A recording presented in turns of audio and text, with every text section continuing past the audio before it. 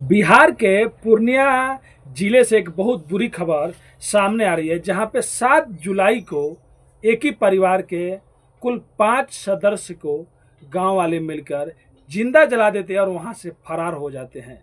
और जब पुलिस मौके पर पहुंचती है, जब पूछताछ करती है और सच्चाई जब सामने आती है कि किस लिए उन लोगों को मारा गया था, तो जितने भी वहाँ पे पुलिसकर्मी, जितने भी अधिकारी, एसडीएम, डीएम, जितने भी एसपी पहुँचे थे, सब सुन के दंग रह गए कि क्या आज भी इस सब चीज़ों को माना जाता है। और इसके वजह से एक परिवार का बलि ही गांव वालों ने चढ़ा दिया। उसके बाद बहुत से लोगों को पुलिस गिरफ्तार करती है, बहुत ही लोगों के नाम जो अज्ञात रहते हैं उनके नाम पे एफआईआर भी लिखा जाता है। तो चलिए पूरी कहानी को बताएंगे, आखिर वहाँ पे आखिर क्या हुआ था जिसके वजह से 5 लोगों की एक ही घर में मौत हो जाती है।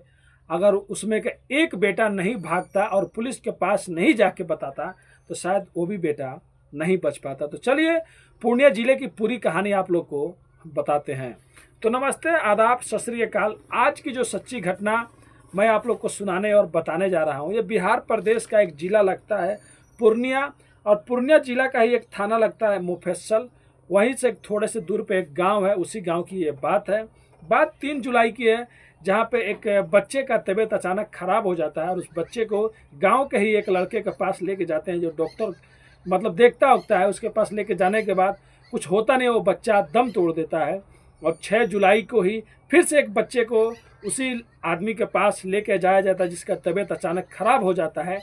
तब वो आदमी कहता है कि मेरे पास क्यों लेके आए हो, लेके जाना है तो सीता देवी के पास लेके जाओ, वो मेरे से ज़्यादा उसके पास शक्ति है, रोज चाहेगी तो तुम्हारा बेटा बच जाएगा। अब गांव में पहले से ही 4-5 बच्चों की मौत हो गई रहती है। जब ये बात गांव वाले सुनते हैं कि वो सीता देवी एक जो औरत होती है उनका नाम ले रहा है, तो गांव वाले ही कुछ लोग सीता देवी के घर जाते हैं और जाने के बाद उसके पति से कहते हैं कि देखो, तुम इस बेटे को, इस लड़के को जिंदा कर दो, नहीं तो तुम्हारे लिए अच्छा नहीं होगा। वो कहते हैं कि मैं कैसे जिंदा कर सकता हूँ, तुमको अच्छे हॉस्पिटल में अच्छे डॉक्टर से दिखाना चाहिए। फिर ये सब बातें होने लगती है। फिर उनको बीबी को भी, जो अपने मायके गई रहती है, उनको भी बुलाया जाता है। और बुलाने के बाद गांव वाले गाड़ी में से उतरते ही गांव वाले जो रहते हैं वहाँ पे 30-40 लोग, वो मारने पीटने लगते हैं। और जब मारने पीटने लगते हैं तो अपनी पत्नी को बचाने के लिए उनके पति जब जाते हैं तो पति को भी सब कोई मारने लगता है। और वहीं पे जो पति बचाने जा रहे थे, उसकी बूढ़ी माँ 70 साल के कम से कम वहीं पर रहती है, वो भी बचाने जाती है, उनको भी भीड़ मारने लगती है। और फिर उसी सीता देवी के 31 साल का जो लड़का, जो बड़ा लड़का रहता है, जिसकी शादी हो गई रहती है, जब देखता है कि उसकी माँ और पिता और दादी को सब कोई मिल के मार रहे हैं, तो वो भी बचाने जाता है। लेकिन भीड़ उसको भी मारने लगती है और बाद में उसी लड़के का जो पत्नी रहती है वो भी जाती है। यानी कि कुल 5 लोग हो जाते हैं। पाँचों लोगों को इतना मारते हैं, वो भीड़ 40-50 से और ज़्यादा हो जाती है। और मारने के बाद उन लोग को एक पेड़ में बांध देते हैं और बांधने के बाद और ज़्यादा तेज़ी से मारने लगते हैं। और मारने के बाद तुरंत उन लोगों पे पेट्रोल वेट्रोल कुछ जो मतलब रहता है वो छिड़क देते हैं, और छिड़कने के बाद उन लोग को जिंदा ही जला देते हैं। लेकिन उसी परिवार का एक बेटा रहता है जिसका नाम सोनू रहता है, जो लगभग 15 साल का रहता है।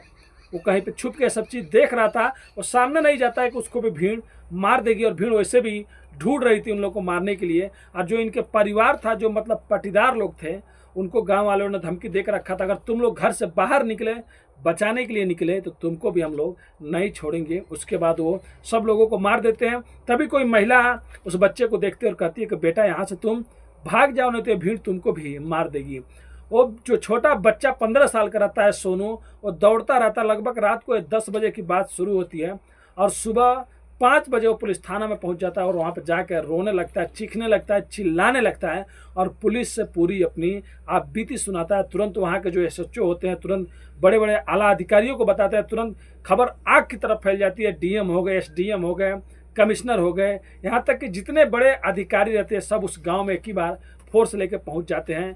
गांव में जाने के बाद पता चलता है कि गांव में कोई दिख ही नहीं रहा है। कोई दिख भी रहा है तो वो लोग कुछ बताने के लिए राजी नहीं है। वैसे सबके घर में ताले लगे हुए हैं, लेकिन गांव से कुछ किलोमीटर दूर पे एक तालाब होता है। तालाब में जमकुल्ली होता है, उसी जमकुल्ली में से 5 लाश मिलते हैं, जो लगभग 80% 90% जल गए रहते हैं, जो मतलब कोई जिंदा नहीं रहता है। उसके बाद पुलिस पूछताछ करने लगती है। पूरी कहानी जब वो सोनू लड़का पहले ही बता चुका रहता है कि मतलब ये लोग मेरी माँ को डायन बता रहे थे और ये बता रहे थे कि यही मेरे बच्चों को मतलब मारती है। मतलब आप लोग सोच सकते हैं आज के ज़माने में लोग ऐसे सोचते हैं कि लोग टोना करते हैं, डायन बोलते हैं, मतलब कैसे ऐसा हो सकता है। उसके बाद पुलिस बहुत से लोगों को गिरफ्तार करती है, बहुत से लोगों को नामजद मतलब अज्ञात पे लोगों को नाम FIR दर्ज करती है और पुलिस जुटी हुई है कि मतलब सब लोगों को पकड़ा जाए। और इसीलिए वो लोग गांव छोड़ के भाग गए रहते हैं कि शायद वो लोग भी पकड़े जाएंगे, क्योंकि जो लोगों ने जुर्म किया था वो जुर्म छुप नहीं सकता। रात को तो उन्होंने 5 आदमी को बेरहमी से मार दिया और सुबह में उन लोग को ला के तालाब में फेंक दिया। और बताने वाले बता रहे थे कि ट्रैक्टर से शायद उनको ला कर फेंका गया था, ट्रैक्टर वाले भी ज़्यादा पैसे लिया हुआ था। अब आप सोच सकते हैं कि सोनू का क्या होगा। और उस सूता देवी के लगभग 4 बेटे थे, एक बेटा तो 30 साल का था, वो मारा जाता है, और एक सोनू रहता है जो छिप जाता है, और एक और बेटा रहता है जो उसी जिले में दूसरी जगह काम करने गया था, और एक बेटा बाहर में रह के कमाता था। अगर उस टाइम सोनू भी जाता तो शायद सोनू को भी भीड़ जान ले लेती, लेकिन सोनू अभी बच गया है। अब उसकी पालन पोषण कैसे होगा, कौन उसको देखेगा। अब प्रशासन ये सब चीज़ में लगी हुई है। जितने लोग भी इस मतलब षड्यंत्र में, इस गुनाह में, इस साजिश में शामिल है, जिन्होंने भी ये सब काम किया है, शायद पुलिस उनको छोड़ेगी नहीं और सब पे मुकदमा चलाएगी और सबको जेल के अंदर जरूर डालेगी।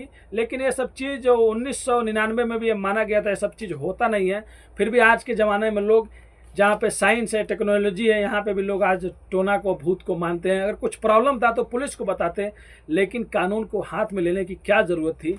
जिन्होंने भी ये सब काम किया है, अगर मेरा वीडियो उन लोग तक जाएगा तो ज़रूर मैं उन लोग से बोलना चाहूँगा, अगर वो लोग चाहते तो पुलिस के पास जाते, किसी और से मदद लेते।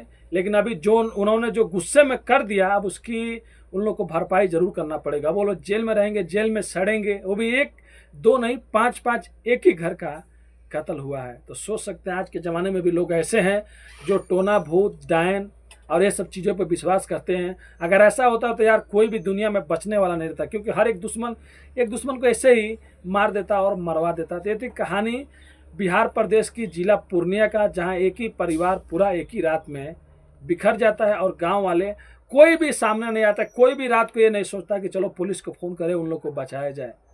लेकिन वो लड़का अगर सोनू नहीं जाता तो शायद वो भी मारा गया होता।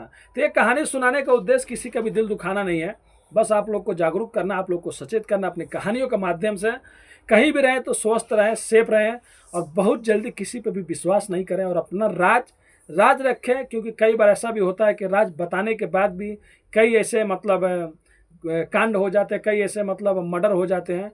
अगर सामने वाला, क्योंकि मैं एक वीडियो बनाया था एक दिन, आप लोग को मैं बताया भी था कि एक कैसे रूम मालिक अपना पूरा राज बता देता है अपने मतलब ओनर को, और कहता है कि देखो मैं अपने बेटे को पढ़ाना चाहता हूँ, और बाद में वही बेटा को वो किडनैप कर लेता है। तो जहाँ भी रहिए स्वस्थ रहिए, सेफ रहिए। मिलते हैं नेक्स्ट वीडियो में फिर से कुछ अच्छी सच्ची कहानियों के साथ। अभी के लिए अलविदा लेते हैं, धन्यवाद।